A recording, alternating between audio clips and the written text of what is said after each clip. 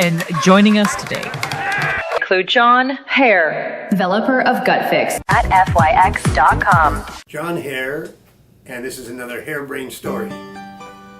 And it's a continuation of my Drop 30 challenge.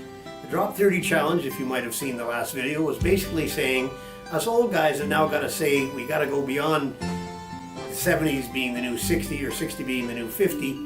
I'm saying we got to go 30 years back. So Drop 30 for me at 74 means when I was 44. And interestingly enough, for whatever reason, in my brain today, the LOWISA came up. And so LOWISA is Lake of the Woods International Sailing Association race. And funny enough, exactly 30 years ago, Drop 30, I was 44, and myself and a couple of other good friends went on that LOWISA. That was LOWISA number 30. Okay, another coincidence, Drop 30, LOWISA number 30. In other words, the first LOWISA was 30 years previous to that. And as a matter of fact, next year will be the 60th. So we've now decided, 2 out of the 3 of the people that were on the last trip, that we're going to go into the next race. And unfortunately, the reason it'll only be the 2 of us is our good friend Steve Corrigal passed away 2 years ago, unfortunately with cancer, and he was the owner of the boat. As a matter of fact, Greg, who was the other crew on the boat with us the last time, you know, we're now discussing it just today about let's do it again 30 years later. And he says, we need a boat. And I said, well, minor detail. Well, of course, it's not a minor detail. We've got to get it. And LOWISA basically is a sailing race, and it starts in Kenora typically, and it goes in Kenora, Ontario, on Lake of the Woods. And it's, if you're not familiar with Lake of the Woods, it's a lake of about 80 miles by 75 miles, 14,000 islands, huge, beautiful lake. And you sail for 7 days. LOWISA starts on the Sunday, I guess it's after the August long weekend, or the start of the August long weekend. So it starts on that Sunday and it goes for a full week. So you sail every single day and you sail to a new destination every evening. So on the first day you sail from Kenora and you go 20 or 30 miles down the lake and you anchor out somewhere, in a great anchorage spot. And then the next day you go out and sail another 20 or so or 30 miles and you anchor somewhere else. And all the boats are together each time. As a matter of fact, in the evening, typically what the boats will do, they'll get into what they call a star, and they'll anchor in a circle around each other with the anchors off their bow. And then they're tying the sterns together. So you've got basically a big circle with off the back end of all the different boats, and everybody swims in the middle area.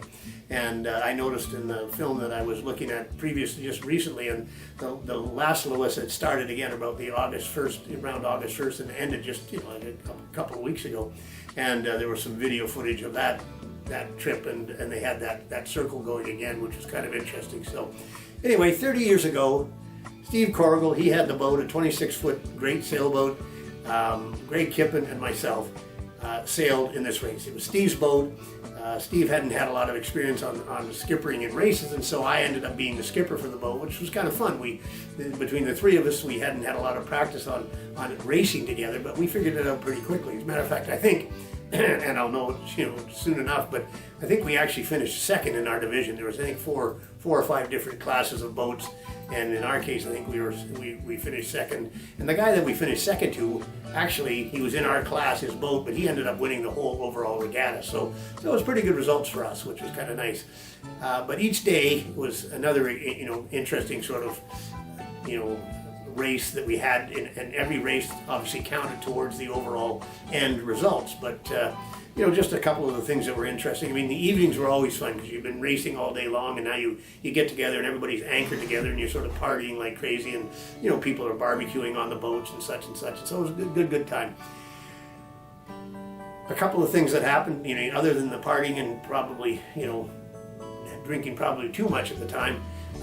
During the races themselves, we had some really good times. We obviously did well enough on the races, but one day was a complete drifter, no wind at all, and hot sun beating down. And I remember Greg was actually the third man of the crew. He was the guy that sort of we had to do most of the hard stuff. In other words, you know, go pick this up and pull that sail in and that kind of stuff. But I remember the sun was just pounding down on us. We just barely creeping along, you know, because no wind. And I remember Greg saying, "Skipper, permission to go below."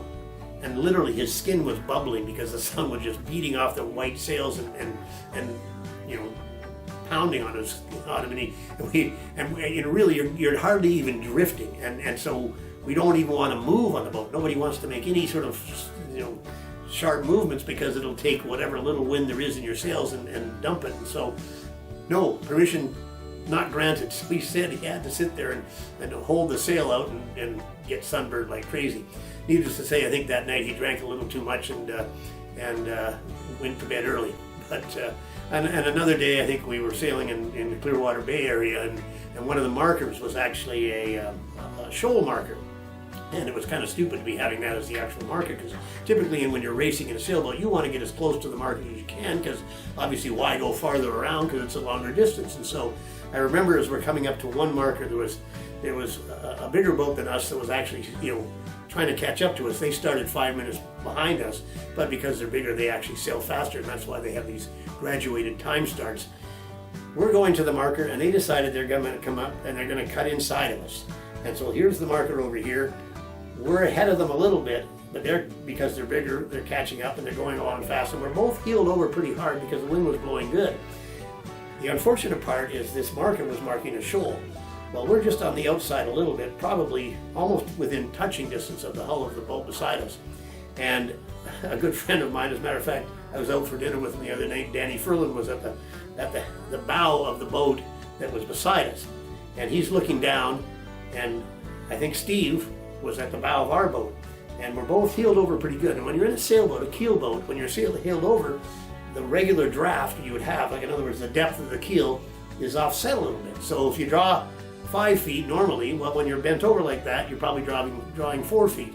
Well, in that case, we were the same, but we were a little smaller boat and had a little shorter keel. The guys beside us were bigger. I think they were about a 35-footer. And anyway, I remember distinctly as we're going along, we're sailing, and obviously it's a race. You know, we're trying to keep ahead of them as much as possible. Well, I remember Danny saying all of a sudden, "We're gonna hit." And the next thing you know, boom, they stopped dead, and we just kept sailing around them. And the only reason we didn't hit, because we could see the shoal, Steve was saying, it's his boat, he's looking down thinking, he could see the rocks, and he's sort of, oh, and as long as we kept the boat leaned over enough, which we did, we managed to skim by, probably by a couple of inches. Anyway, the other guy stopped. So now all the other boats are sort of still behind. Well, when this guy's up on that shoal, everybody had to, you know, it just, you know, made a mess of the rest of the race because people now can't get around them really. And so meantime, we made it and we sailed off, and I think we did actually finish, you know, ahead of everybody in that race. But just a couple of things. But the good news is we're going to do a drop 30 next year, and it all works out. Next year will be the 60th year of the LOWISA, 30 years since we've done it. So in other words, at 75, I'm going to say, what did I do at 45? Well, you know, I was doing that race. And so we're going to do it again. And the reason we can still do it is we take GUTFYX every day. When talking about GUTFYX, it's the only thing I take. I have no medications. I'm now 74. For my drop 30 next year, I'll be 75.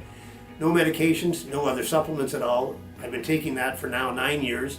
Every day, it's oral dose antibodies, and there's no other supplement like that. In other words, you think about what keeps you healthy in your life. Well, obviously your immune system. Your immune system keeps you healthy by producing antibodies that fight off infection. But what we actually provide with GUTFYX is more antibodies. We have an external source immune system that produces those antibodies, which you can now take very safely and, you know, take it every day. And now you're just basically getting an extra dose of antibodies right to where 70% of your total antibodies are produced initially. So that's in your gut to begin with. So GUTFYX daily, fantastic. It's kept us around. We're going to do, matter of fact, I said to Greg, you know, we're texting back and forth just now. So next year will be our second LOWISA, which will be 30 years after our first. And I said, well, I'll be 105 when we do our third, which will be LOWISA number, I guess, 90. Anyway, looking forward to that one too. Next year will be a good start. Take care of yourself and GUTFYX yourself. Drop 30 with GUTFYX. At FYX.com.